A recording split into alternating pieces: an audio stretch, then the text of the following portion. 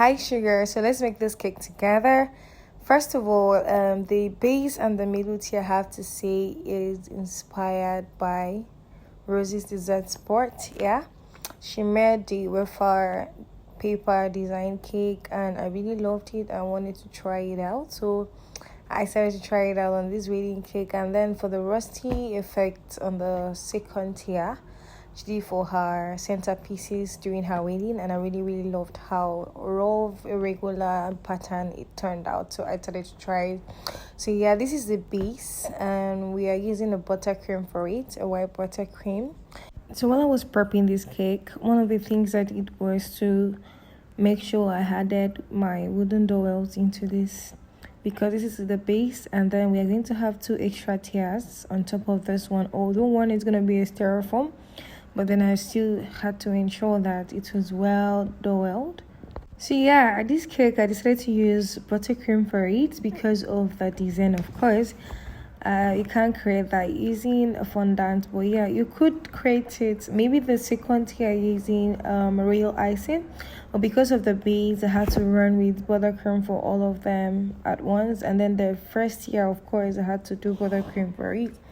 So one thing I did was pay attention to the shade of butter I was using, because once you add the wafer paper to it, you're gonna still see through those wafer papers to the base of this cake, the actual cake itself. So with that, we are going to create this camouflage effect such that you do not really see the differences in the different shades of white, okay? So it's very important. Although it could look beautiful, having two different colors. I haven't tried that. Maybe you could try it and then tag me to it, #RoassedCakes. We would like to see it. But for this particular one, I had to make sure that the white on my buttercream and then the white of the wafer paper was almost the same shade to create that camouflage effect.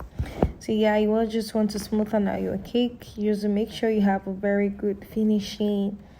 For the task ahead, yeah, I said the task ahead because it took me about 3 hours to do this. I promise. When Rosie's Dessert Spot told me it took her about 4 or 3 hours to do, I thought that maybe she was just exaggerating. Until you actually start doing this, you wouldn't think that it's this difficult. I mean, starting from having to cut those wafer papers into the right sizes, uniform size, and all of that, then having to place them one after the other over this cake was really taxing, but I enjoyed it.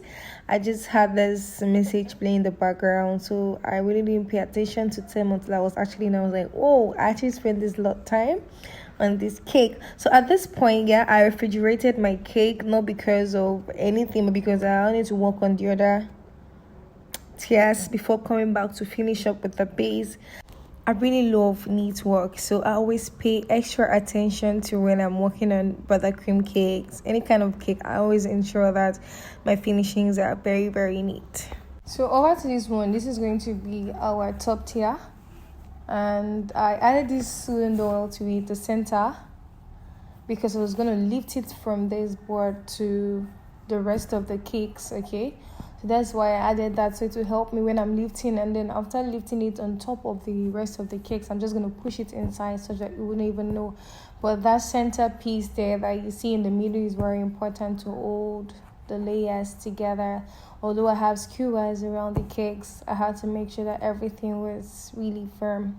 It is my first buttercream wedding cake, so I was a bit not anxious, but I was a bit very careful. I didn't want anything to go wrong.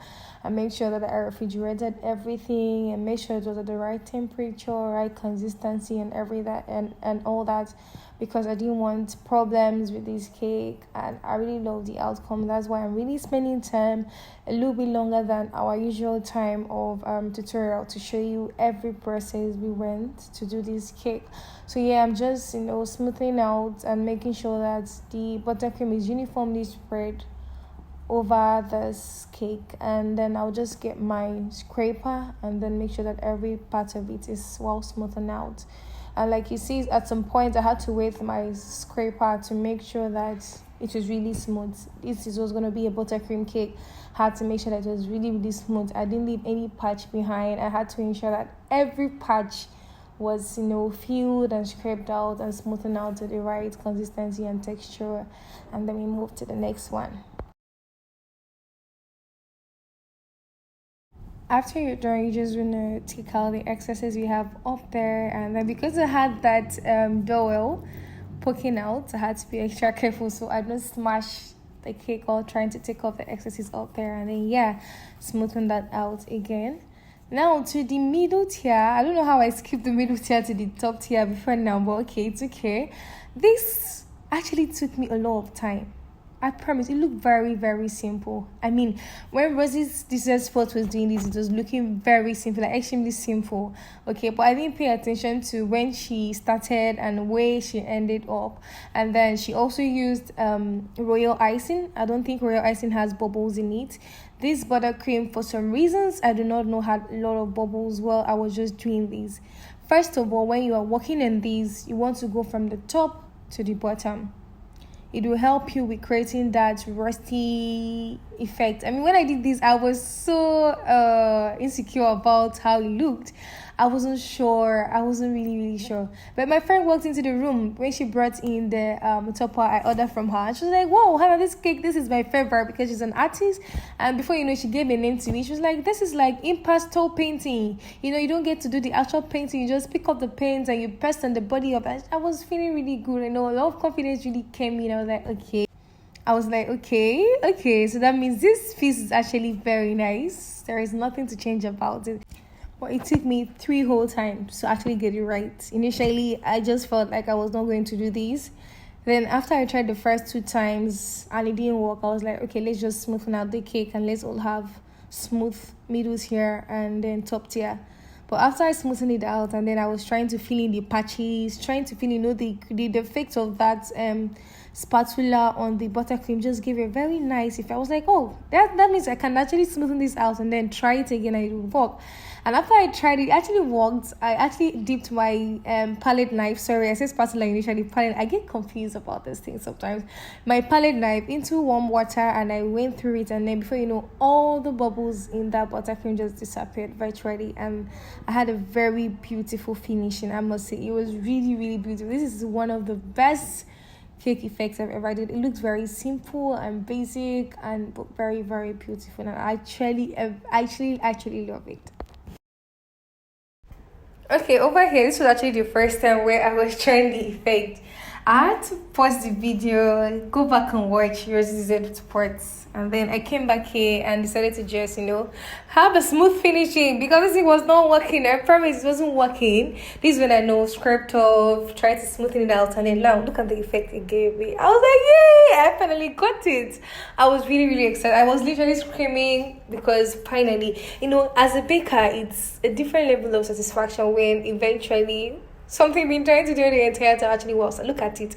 I was seeing little to no bubbles on my buttercream at this point. This is before I actually wet my palette knife with that warm water I talked about earlier.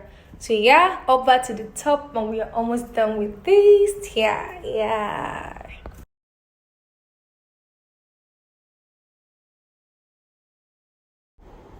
Alright, now let's take out the excesses on the top right there, like we did in the first 2, and then we are almost done with this cake. So we're almost done with this cake. At least that's what I told myself at this point, because after now all we need to do is begin the actual work. I'm serious though, that's when you're just beginning this cake. And guys, this is a finished product of our impasto cake design on a styrofoam cake. I really did like this one piece actually. So over to this. Let's create this design now.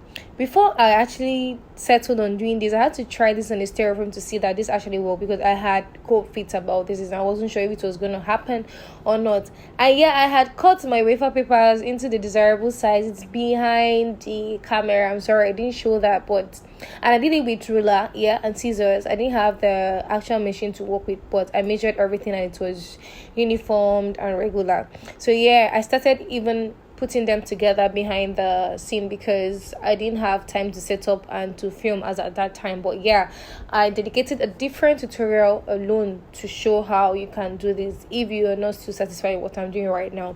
And don't worry about the heights being longer than the cake. We're going to trim it off at the end of our video. Yeah, so yeah, you can decide to make this straight. You can decide to bend this to give this a little bit live, a little bit twist and all of that. So I didn't like the straight pattern, so I decided to just twist it, bend it, some to the left, some to the right, to just create these patterns around the cake. And don't worry, we're gonna cut those smaller pieces and then just fill our cakes up to make it a little bit more fuller. So I did the bulk of the work behind the scene. Like I said, I had messages playing in the background, music. My friend came in and we just had a talk, and time just went by, and I'll be like, okay, just 5 minutes more, and 5 minutes more will be like the next 30 minutes, the next 1 hour. So yeah, as you can see, I'm using the smaller pieces to just fill in the spaces that were very evident. So at this point, for real, we can say that we're almost done with this cake. Yeah, because this was a lot. Now let's trim off some of those excesses you're seeing up there. Yeah, I'm just checking my cake and making sure that everywhere is filled before we start trimming. Yeah.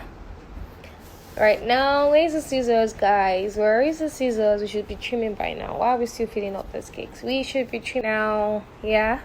Yeah, we have the scissors. We're just taking off all the excesses we have on this cake. Oh, the wafer paper shooting up there. Yeah, we have to level everything and make that cake look beautiful and flawless like it should be. So yeah, we're very close to finishing. I think the next thing you should see on your screen right now is the finished products after we had stacked this cake. I did a video. Okay, I would say I attempted doing a video of how we stacked this cake, but it didn't turn out well. Maybe I will try again next time to show you how I stack my cake, especially buttercream cakes, so you can lift them and then stack them properly without the fear of smashing, ruining, or spoiling any part of the cake. So yeah, up to the last part, let's put in our letters for the couples, our letterings M and C for a very beautiful couple. My friend taught me to always start from the middle before you put the rest. That way you can know the center of the cake. And yeah, this is our finished product, guys. It took me some time to really create this, and I hope you like it, and I hope that you would react to this video as you've seen it. Like, share, comment, and subscribe. Bye.